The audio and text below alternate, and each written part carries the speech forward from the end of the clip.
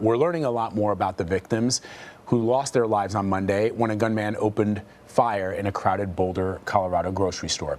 Authorities say the victims' ages range from 20 to 65 years old. And take a look at these photos. Some of them are practically babies. I mean, look at the faces of these individuals. These are the people that you see when you go to the supermarket. Some of these folks were employees putting in a day's work at a local supermarket. Others were grandparents-to-be. And one, of course, responding police officer, Eric Talley, racing to help those in danger. And now we're hearing from family and friends who describe some of the victims as truly one of a kind. Another one said, a beautiful soul and embodying all the things love. Police have named 21-year-old Ahmad Alawi Elisa as a suspect. He is facing 10 counts of first-degree murder. Monday's attack is the 7th mass killing in the United States this year alone. And I had to pause yesterday to double-check that that number was accurate. Yes, it is accurate. This is the 7th mass shooting in the United States in 2021. The rampage has reignited calls to tighten the nation's gun laws. And earlier, Vice President Kamala Harris told CBS This Morning lawmakers must act in the wake of this tragedy. It is time for Congress to act and stop with the false choices. This is not about getting rid of the Second Amendment. It's simply about saying we need reasonable gun safety laws. There is no reason why we have assault weapons on the streets of a civil society. They are weapons of war. They are designed to kill a lot of people quickly. Jonathan Vigliotti is on the ground in Boulder with a lot more on what we're learning about the lives lost in this heinous attack. He was a really smart kid. He was training to be an airline pilot.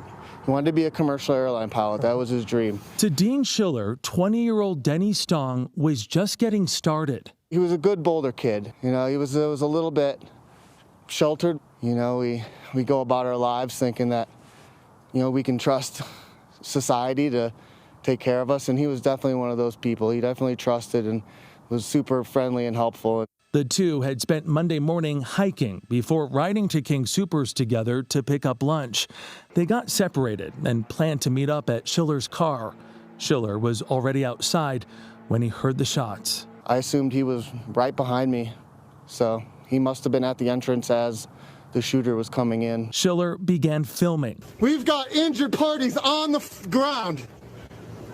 911 now, people. Documenting live on YouTube what happened for the next 3 hours as thousands watched at home. We got people down inside King Soopers. At that point, he didn't know Stong was among the victims. I have my moments when I'm able to hold it together, and a lot of times when family come to visit or close friends, it becomes a bit more emotional because we all share in the grief together. Sharing that grief are the friends and family members of the other 9 victims. Kevin Mahoney's pregnant daughter, Erica, called him her hero and wrote, "You are always with me." 51-year-old officer Eric Talley was first on the scene, rushing to save those inside. We spoke to his father over the phone. My granddaughter told me on the phone that Dad was dead. And it slowly sank in.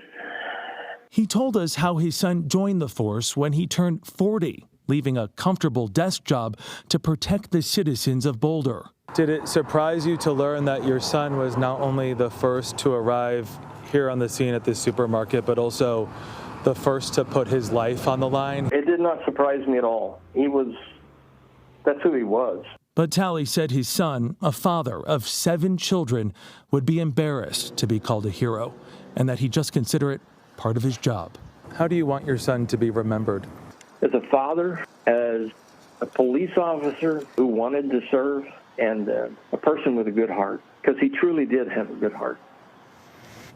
Let's bring in Makenzie O'Keefe for the latest from Boulder. She's a reporter at our CBS station in Denver. Thank you so much for joining us, Makenzie. So, you know, we're seeing memorials being set up for those who were killed in this attack, including Officer Eric Talley. We just saw there in the story that his police cruiser is sort of being covered with flowers and candles. How are the families of the victims honoring, and how are they coping with the loss of their loved ones? You know, understandably so, a lot of these families have said they're just so grief-stricken, and this is just such a sudden event. Many of them have not been able to share exactly how they're feeling about this just yet. We have seen some social media posts. The daughter of one of the victims, she posted a picture of her and her dad at her wedding last year, and she said she was just so thankful to have that experience of him walking her down the aisle, and that she'll raise her daughter in his memory and continue his legacy of love. So certainly family members just reacting differently right now to the news. A lot of them just looking back on the lives of their loved ones and the positive things and kind of focusing on that right now during these tough times. So, Makenzie, I know it's hard in the wake of such horror to speak to the loved ones of those whose lives were lost, but I'm curious what you're hearing from the community in the wake of this tragedy. You know the territory, you know the lay of the land. What are some folks saying to you, given that this is the 7th mass shooting in this country, given that days after an assault weapons ban was lifted in Boulder, the community is now grieving again? Right, and I think that brings a lot of sadness and a lot of frustration as well. I think one of the big phrases I've been hearing throughout all of this from the community is just heartbreak, and just people are heartbroken over this. Here behind me, we're outside the King Soopers, and there's just a giant memorial of flowers, cards, teddy bears, and that really showed up in full force last night. There was a vigil held. 200 people were out here honoring those victims and their families, and it continues to just be sadness, you know, having to go through a tragedy like this again, especially in this community. They say that they're just feeling numb and that they don't really have the words to describe this, and that's really why they're coming out here to support and just lean on one another during these tough times. Of course, everyone's asking why. You know, why would something like this happen? Asking about the suspect, and sometimes, no matter how many answers you get to that question, it's never really satisfying. But what are we learning about the suspect's past?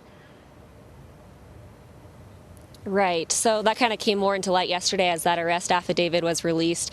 We know that he does have one third-degree assault charge in his criminal history, but we've also been able to talk to some people who went to high school with him. One of our reporters actually talked to someone that he was friends with, was on the wrestling team with, and she was told that he had a temper when things didn't go right. Another friend told a reporter that he seemed to believe that he was targeted because he was Muslim. So there was a lot of anger and a lot of temper. There's a lot of things we've been hearing from people who knew him specifically. So certainly as we learn more about the suspect and learn more about a possible motive, that's something people are going to be keeping their eyes on.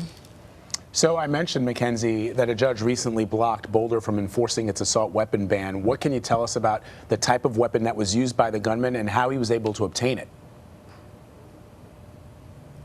Right. So actually, we've learned that an AR-556 pistol was actually purchased by that suspect 6 days before this mass shooting, which would have fallen in the time of that assault weapons ban here in Boulder. So that's certainly been a big topic of conversation.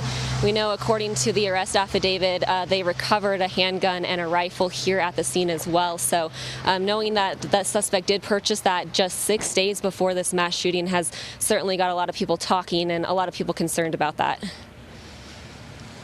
And then in regards to the investigation, where do things go from here? What's next?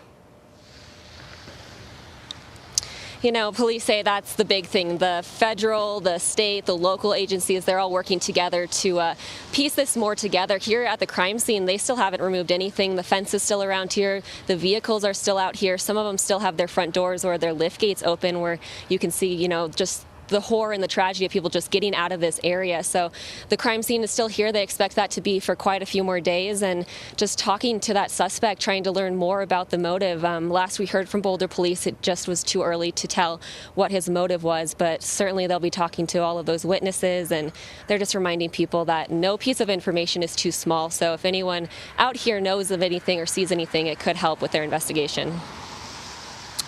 All right, Makenzie O'Keefe on the ground for us in Boulder, Colorado. Makenzie, thank you very much.